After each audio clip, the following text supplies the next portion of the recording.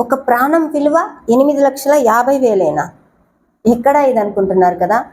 Folk singer శృతి కేసులో జరిగిన incident ఇది.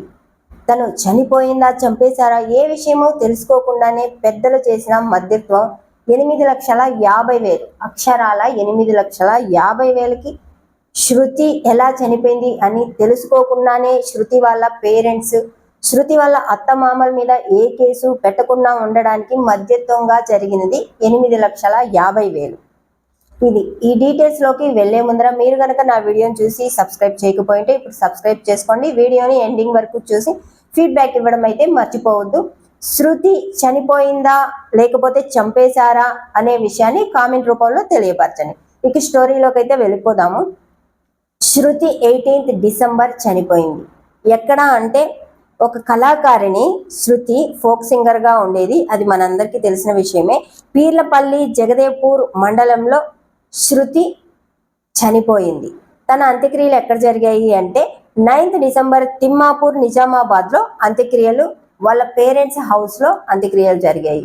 ఇది అసలు శృతి ఎందుకు చనిపోయింది, లేదా చనిపోవాల్సి వచ్చిందా, లేకపోతే ఎవరైనా చంపేశారా? శృతి ఆల్రెడీ ప్రెగ్నెంట్గా ఉంది. తనకి మ్యారేజ్ అయ్యి 1 month అయింది. అప్పుడే ప్రెగ్నెంట్ ఎలా అయింది డౌట్ కావచ్చు. ఆల్రెడీ ఆమెకి ఇన్స్టాలో ఒక అబ్బాయితో పరిచయం అయింది. తన పేరు దయాకర్. ఇది 4-5 months బ్యాక్ పరిచయమో అని అంటున్నారు, కానీ ఇది 2 years నుంచి వీళ్ళ ప్రేమ జరుగుతూనే ఉంది అనే విషయము ఎవరికి ఇప్పటివరకు అయితే తెలియదు. తను ఎలా జరిగిందంటే ఈ విషయాలు ఒక 1 month బ్యాక్ తన పేరెంట్స్కి శృతి చెప్పడం జరిగింది. వాళ్ళ పేరెంట్స్కి తన గురించి, దయాకర్ గురించి చెప్పి తను పెళ్లి చేసుకోవాలనుకుంటున్నాను అని చెప్పింది. వాళ్ళు ఇప్పుడే కాదు అది ఇది అన్నారు. తర్వాత సంక్రాంతి అప్పుడు చేస్తాము అన్నారు. తర్వాత వాళ్ళ శృతి వాళ్ళ అక్క బావకు కూడా చెప్పడం జరిగింది. వాళ్ళైతే వాళ్ళ తల్లిదండ్రుల నిర్ణయం బట్టి చేసుకోండి అని చెప్పడం జరిగింది. తర్వాత దయాకర్ కూడా మీ చెల్లికి ఏంటి కట్నం కింద ఎంత తక్కువ ఇస్తామన్నారు, 4 తులాలే పెడతాను అంటున్నారు, నీకైతే చాలా ఇచ్చారు కదా, నీ బంగారం నాకు ఇచ్చేసాయి అన్నట్టు చెప్పారు అని వాళ్ళ అక్క బావ చెప్తున్నారు. అది నిజాలు మనకైతే తేలలేదు. తర్వాత తనకి దయాకర్తో పెళ్లి జరగక ముందు 10 days బ్యాక్ దయాకర్ వాళ్ళ ఇంటిలోనే శృతి ఉండేది.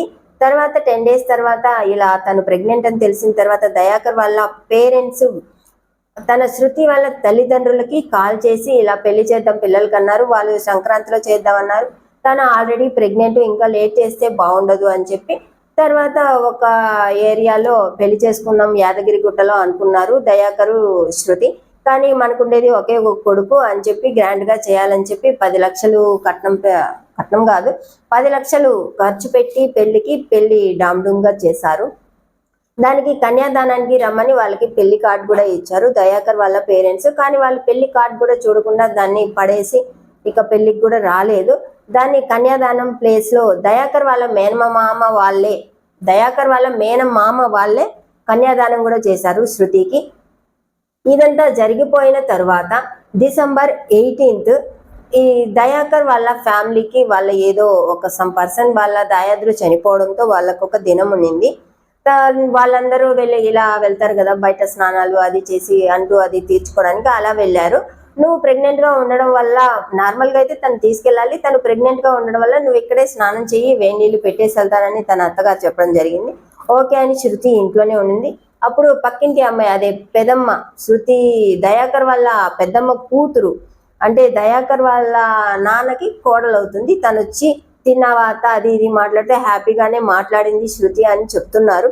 అండ్ శృతి వాళ్ళ అత్తగారు కూడా నేను చాలా బాగా చూసుకున్నాను, నాతో చాలా బాగుండేది, తన ఫోన్కి సిగ్నల్స్ వచ్చేవి కావు, నా ఫోనే ఇక్కడ ఇచ్చేసి వెళ్ళాను, మేము ఎవరైనా ఫోన్ చేస్తాము అని చెప్పి తను కూడా చాలా బాగుండేది, నా ఫోనే ఎక్కువ వాడేది, వాళ్ళ ఇంటి నుంచి కాల్స్ వచ్చిన ఈ ఫోన్కే వచ్చేటివి, నేను నాతో మాట్లాడుతూ బాగానే ఉండేది అని చెప్పడం జరిగింది. తర్వాత తను అక్కడ అంటు దగ్గరికి వెళ్ళిన తర్వాత తనకి శృతి కాల్ చేశారు, ఇంక నువ్వు స్నానం చేయమ్మా అని చెప్దామని. తను ఎంతసేపటికి కాల్ లిఫ్ట్ చేయలేదు. అక్కడికి దయాకర్ వచ్చాడు. ఆ దయాకర్ దాంతో కూడా కాల్ చేశారు, కాల్ కలవలేదు. ఇంకో పర్సన్ నెంబర్ తీసుకుని కూడా కాల్ చేశాము, తనకి కూడా కలవలేదు అని వాళ్ళ అత్తగారు చెప్తున్నారు. ఏ కాల్స్ కలవకపోవడం వల్ల దయాకర్ 11 ఆ టైంలో శృతిని కలవడానికి ఇంటికి వచ్చాడు. అప్పటికి తను హ్యాంగ్ చేసుకుని ఉంది. తర్వాత తన్ని అదరాబద్రా కిందికి దించి ఇలా గొంతులో నుంచి ఇలా గుర్రుని సౌండ్ వస్తుంది, అదరాబద్రా దించి ఫస్ట్ ఎయిడ్ లాగా ఇలా ప్రెస్ చేయడము, శ్వాస ఇయడము ఇదంతా చేసాము, కానీ ఏం జరగలేదు. తర్వాత దాన్ని రుయా హాస్పిటల్కి తీసుకెళ్ళాము అని చెప్పడం జరిగింది. కానీ శృతి వాళ్ళ పేరెంట్స్ మాత్రము తనని మేము అలాగే హ్యాంగ్ చేసింది అలాగే ఉంచండి అని చెప్పాము, కానీ వాళ్ళు దించేశారు. అలా ఉంచాలి కానీ పోలీసులు వచ్చే వరకు ఎందుకు దించారు, వీళ్ళే ఏదైనా చేశారేమో, చంపేశారేమో అని శృతి వాళ్ళ పేరెంట్స్ డౌట్ పడుతూ ఉన్నారు. శృతి వాళ్ళ అత్తమామ దయాకర్ వాళ్ళ పేరెంట్స్ మాత్రం వాళ్ళ పేరెంట్స్ అక్క బావల వల్లనే తను చనిపోవడం జరిగింది. శృతి వాళ్ళ పేరెంట్స్ ఒకసారి ఇక్కడికి వచ్చారు, ఇంటికి రమ్మని పిలిచారు. శృతి నేను రాను, నాకు ఇక్కడే బాగుందని చెప్పడం జరిగింది. తర్వాత వాళ్ళ పేరెంట్స్ వాళ్ళ నాన్న ఈ అమ్మాయి ఎన్నిసార్లు కాల్ చేసినా లిఫ్ట్ చేయకపోవడము, ఇంకా నువ్వు చచ్చిపోయావని అనుకుంటానని అందరితో చెప్పడం, తనతో ర్యాష్ గా మాట్లాడటము ఇదంతా జరిగింది. తను చాలా ఫీల్ అయింది. తన అక్క బావ కూడా సరిగా మాట్లాడట్లేదు. అండ్ తన అక్క కూతురు జున్ను అనే అమ్మాయి ఈ అమ్మాయితో చాలా బాగుండేది. ఆ అమ్మాయికి ఫోన్ ఇమ్మంటే కూడా మేము ఫోన్ ఇవ్వలేము అది చెప్పడంతో ఈ అమ్మాయి చాలా ఫీల్ అయింది, లోన్లీగా ఫీల్ అయ్యేది. ఇక్కడ వచ్చిన తర్వాత కూడా ఇక్కడ అంతా కొత్త పర్సన్స్, అక్కడ అందరితో కలివిడిగా ఉండేది కాదు, ఒంటరిగా లోన్లీగానే ఉండేది. ఏది ఇలా చెప్పలేకపోయేది, అప్పుడు బాధగా ఉండేది. ఎప్పుడు ఫోన్ చూసుకుంటూ ఉండేది, ఎప్పుడు కాల్స్ మాట్లాడుకుంటూ ఉండేది. మీదికి వెళ్ళి వీడియోస్ డ్యాన్స్లు అవి చేసుకుంటూ ఉండేది అని పక్క వాళ్ళు కానీ ఆ చుట్టుపక్కల వాళ్ళు కూడా చెప్పడం జరిగింది. దీంట్లో నిజానిజాలు తెలియకుండానే 8,50,000కి ఒప్పందం కుదుర్చుకున్నారు. శృతి వాళ్ళ పేరెంట్స్ ని 8,50,000 మీరు తీసుకున్నారా అని ఎవరైనా అడిగినప్పుడు మేము తీసుకోలేదు అని చెప్పారు. తర్వాత అయితే ఆ 8,50,000కి వాళ్ళు ఒక పేపర్ రాసి సైన్ పెట్టడం జరిగింది. కొంత అమౌంట్ అడ్వాన్స్ గా ఇవ్వడం జరిగింది. మిగతా అమౌంట్ సంక్రాంతి ఈ టైంలో ఇస్తాము, ఏదైనా ఒక పొలము ఏదైనా అమ్మేసి ఇస్తాము, ప్రెసెంట్ అమౌంట్ లేదు అని చెప్తున్నారు. మనకి ఇక్కడ డౌట్ రావాల్సింది ఏంటంటే దయాకర్ వాళ్ళ పేరెంట్స్ ఏ తప్పు చేయనప్పుడు ఇంత అమౌంట్ ఇచ్చి ఎందుకు చేస్తున్నారని. కానీ దయాకర్ వాళ్ళ పేరెంట్స్ని అడిగినప్పుడు వాళ్ళు ఏం చెప్తున్నారంటే, ఇప్పుడు మేము ముసలోళ్ళం అయిపోయాము ఆల్రెడీ, తను దయాకర్ ఒక్కడే మా కొడుకు, మేము ఇప్పుడు పోలీస్ స్టేషన్కి వెళ్ళి ఏమైనా జరిగితే జైల్లో ఉన్న మమ్మల్ని పట్టించుకునే వాళ్ళు ఉండరు, మమ్మల్ని ఎవరు చూడరు, మమ్మల్ని బయటికి తీసుకొచ్చే పని కూడా ఉండదు. ఆ అమ్మాయి ఇక్కడే ఆత్మహత్య చేసుకుంది కాబట్టి మా సైడే ఏదైనా ప్రాబ్లం ఉంది, సో దానికోసం మేము అమౌంట్ ఇస్తున్నాం కానీ మేము తప్పు చేసినట్టు కాదు అని చెప్పారు. అండ్ శృతి ఒక మెసేజ్ పెట్టింది 10:40కి, తను చనిపోయింది 11కి దయాకర్ చూశాడు. అదే రోజు 18th డిసెంబర్ 10:40కి ఒక మెసేజ్ పెట్టింది వాళ్ళ నాన్నకి, నేను ఇప్పుడు చనిపోవాలనుకుంటున్నాను, నా మైండ్ ఏమో సరిగా లేదు, దయాకర్ నన్ను బాగానే చూసుకుంటున్నాడు, మా అత్తమామలు పేరెంట్స్ లాగా చూసుకుంటున్నారు, వాళ్ళని ఏం చేయొద్దు, నేను చనిపోయినా కూడా నా బాడీని మాత్రం తీసుకెళ్ళండి, వీళ్ళని కేసుల్లో ఇరికించొద్దు, ఇలా ఏమైనా చేస్తే నా ఆత్మ శాంతించదు, మిమ్మల్ని నేను చనిపోయినా కూడా ఎప్పటికీ లవ్ చేస్తూనే ఉంటాను అని ఒక మెసేజ్ పంపించింది. కానీ తన ఒక ఐడియా సిమ్ కావడం వల్ల అక్కడ సిగ్నల్స్ వచ్చేవి కాదు, సింగిల్ టిక్ కూడా పడలేదు, అది అలాగ మాత్రమే ఉంది. ఆ ఫోన్ని పోలీసులు హ్యాండ్ ఓవర్ చేసుకున్నారు. నిజాలు ఇంకా పోస్ట్ మార్టం రిపోర్ట్స్ వచ్చి ఇది ఏమైనా జరిగితే ఇవన్నీ తెలియాల్సిందే. ఆ ఊర్లో ఉండే పెద్ద మనుషులు వీళ్ళందరూ వెళ్ళి ఆ పేరెంట్స్కి ఈ పేరెంట్స్కి మధ్యవర్తం కుదిర్చారు. అండ్ శృతి ఆ రోజు చనిపోయిన రోజు కూడా శృతి దగ్గరికి ఎక్కువ మంది వెళ్లకుండా ఉండడానికి పోలీసులు చాలా అడ్డుకున్నారు.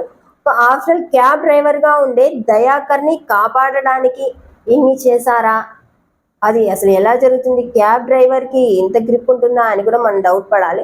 అప్పటికప్పుడే అంతమంది పోలీసులు ఎలా వచ్చారు, ఇది అసలు దేనికోసం జరిగింది, అసలు ముందు జాగ్రత్తగా ఇవన్నీ తీసుకుని తనని హత్య చేశారా, లేకపోతే అది నిజంగానే సూసైడ్ చేసుకుందా, కడుపులో ఒక బిడ్డ ఉంటే తన గురించి కూడా ఆలోచించకుండా తను సూసైడ్ ఎలా చేసుకుంది, ఈ నిజాలు అసలు బయటకు వస్తాయో రావో కూడా తెలియట్లేదు.